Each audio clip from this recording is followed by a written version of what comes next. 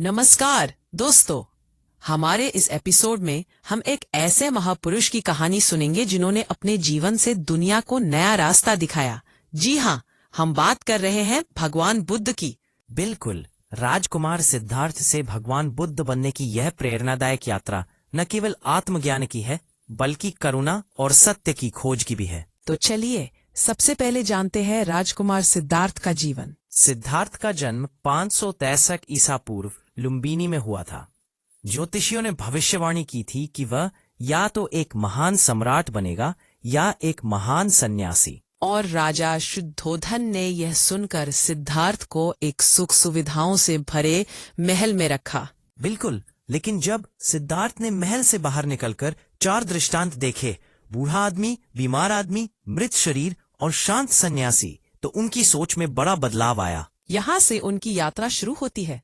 उन्होंने तय किया कि वे इन दुखों का समाधान खोजेंगे। क्या आपको लगता है कि यह निर्णय उनके जीवन का सबसे महत्वपूर्ण मोड़ था? बिल्कुल, 29 वर्ष की आयु में उन्होंने अपना परिवार और महल छोड़ दिया।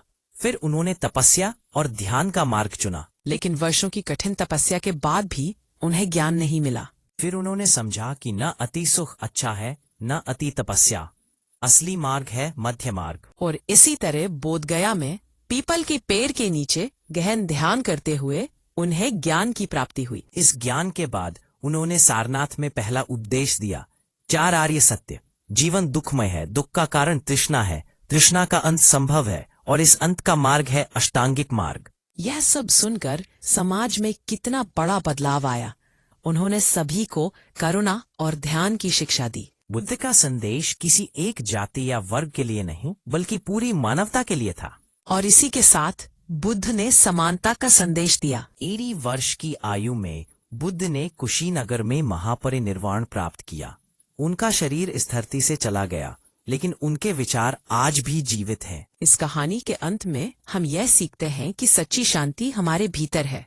अगर हम करुणा और अहिंसा को अपनाएं तो दुनिया को सुंदर बना सकते हैं। तो दोस्तों, ऐसी और जानकारी के लिए हमें सब्सक्राइब करें।